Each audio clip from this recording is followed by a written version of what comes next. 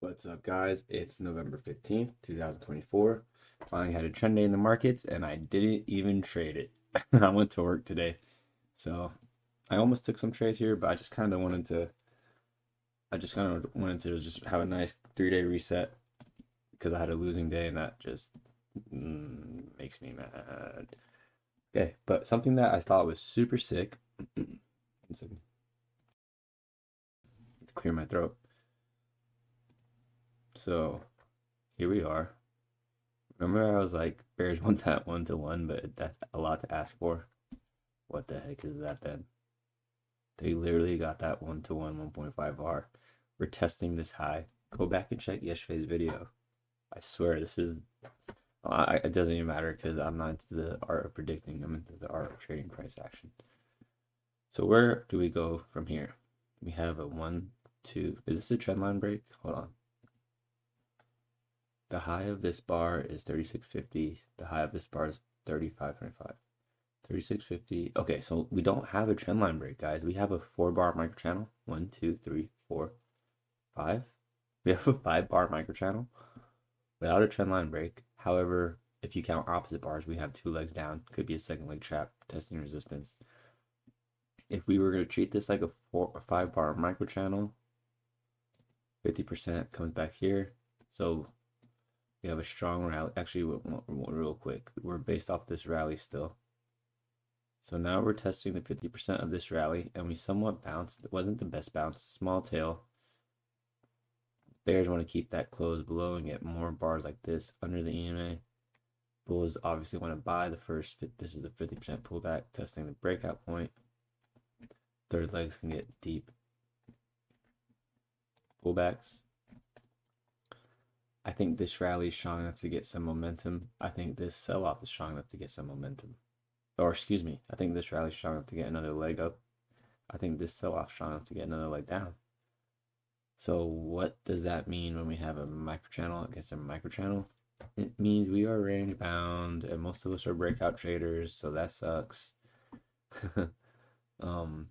Following expansion contraction, we've had an expansion, right? Look at these bars in relation to each other. Small, a little bit bigger, pullback, big bar, bigger bar. So what does that make this bar? It makes this bar climactic. That doesn't mean I'm not saying we can't get this. I'm not saying we can't get this. I'm just comparing the previous bars to each other. So let me fix the 45-minute chart.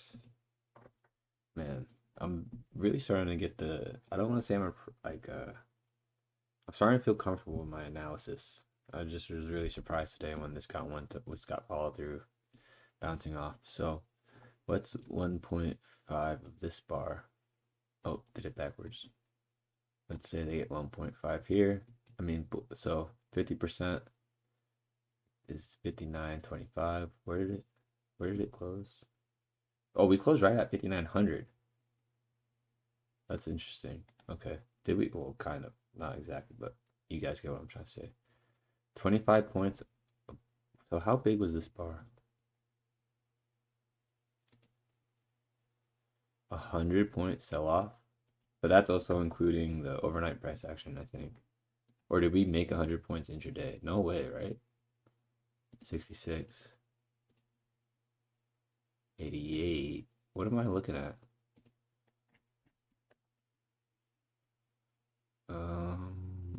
Overnight price action started here. No, it started right there.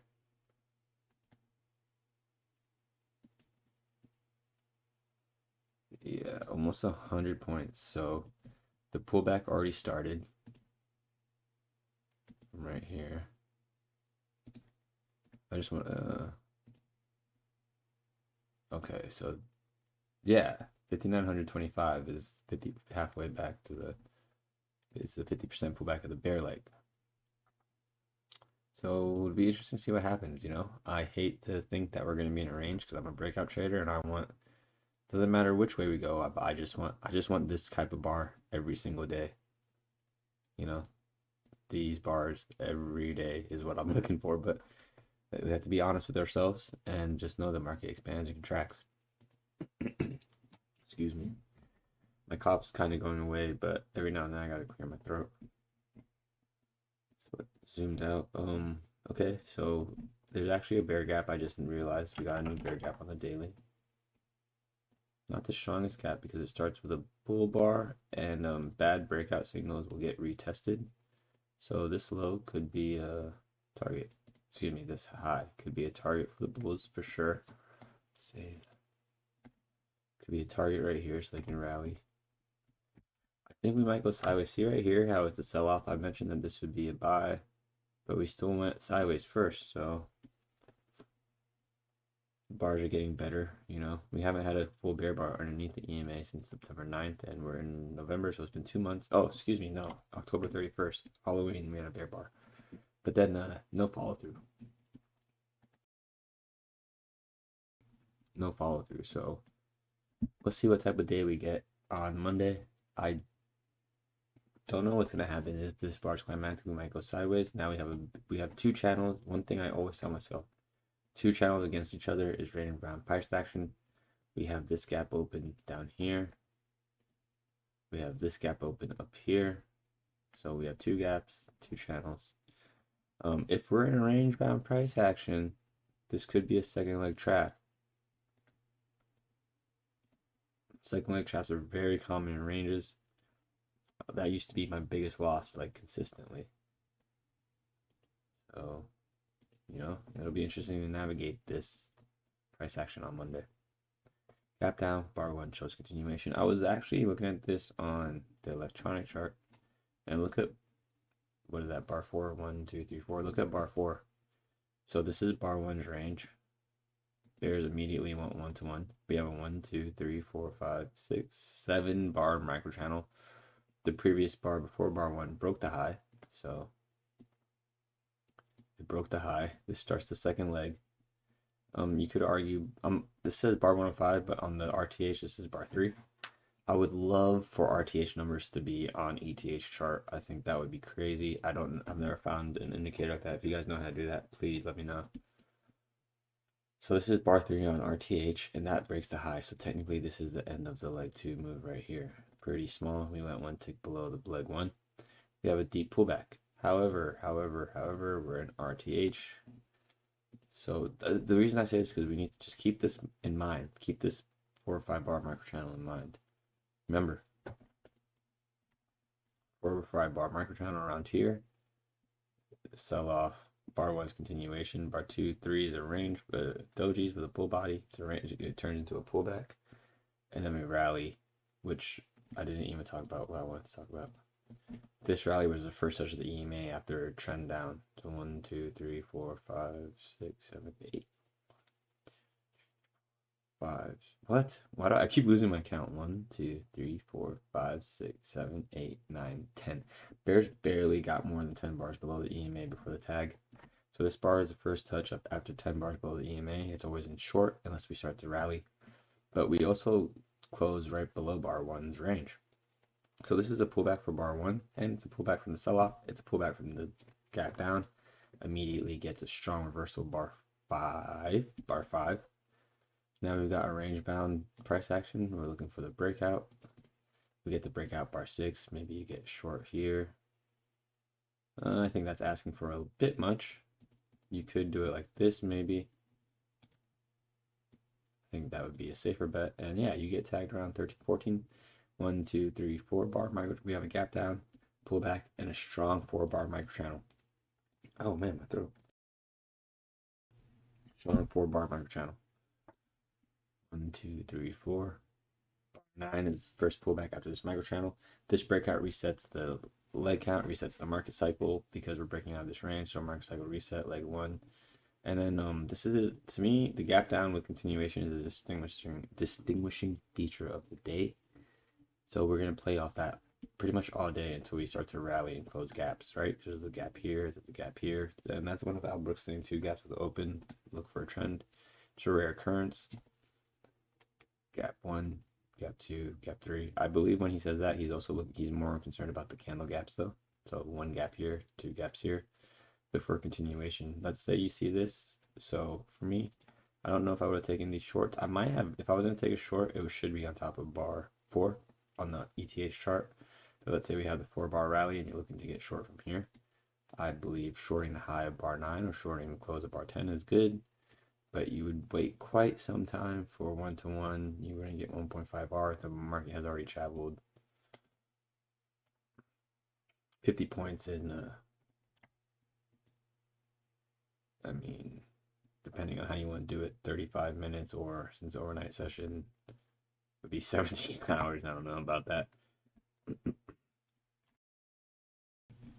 So try and take in the daily range into account when you're looking for targets. Part of me saying that is to remind myself, because I get very greedy. I'm more of a I'd rather take the trade than not take the trade trader. Some people rather stay and not take trades. I'm definitely more prone to taking the risk, I guess. So I'm working on that. So checking out how much we've already moved before I go for an extended PT.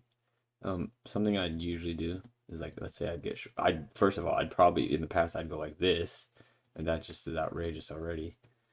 But then something I do is maybe like this, and then rather than accepting like the 1R and then we dribble down like 1, like 2, like 3, I'd probably hold to this breakout 63 and then lose a decent amount of profits. So that's something I gotta work on. Just throwing it out there in case maybe some of you might have that problem. We can work on it together. Market cycle resets, leg 1. First opposite bar starts the channel. Leg 1, channel phase. Leg 2, deep pullback on bar 17. Leg 3. And now we finally get some bull bars. 20, 21, 22, 23. What do you guys notice about this pullback? It's on lower time frame, leg 1, pullback, leg 2, pullback, leg 3. Or you can just count the bull bars, leg 1, pullback, leg 2. It's a wedge top, double top. We have a range. There's a rally on bar 17. We can't see it.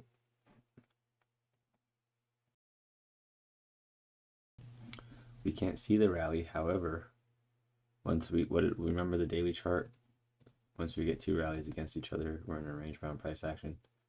So we have a sell off here, we have a rally here, that puts us in a range bound price action. That right there was the double top bear flag. Look at the nice bars, 25, 26, 27. That's another 3-bar micro channel. I saw that, and this is kind of my setup, is wait for 3 bars and then I figure out how to trade it. Boom, 1-to-1's met, 1.5 R is met, but it's prolonged. We're definitely going more sideways the lower we go. So yeah, 3 bars, pull back, another 3 bars, pull back, another 3 bars. Here's another 3 legs, right? So all breakouts reset the market cycle. You can say we're breaking out of this range. Weak breakout, leg 1, pull back, leg 2, pull back, leg 3. So it's kind of confusing what I just said. So this reset the market cycle, leg 1, pull back, leg 2, pull back, leg 3.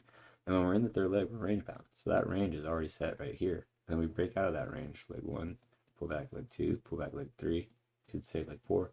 But the point is, after leg 3, we have to think we're in range.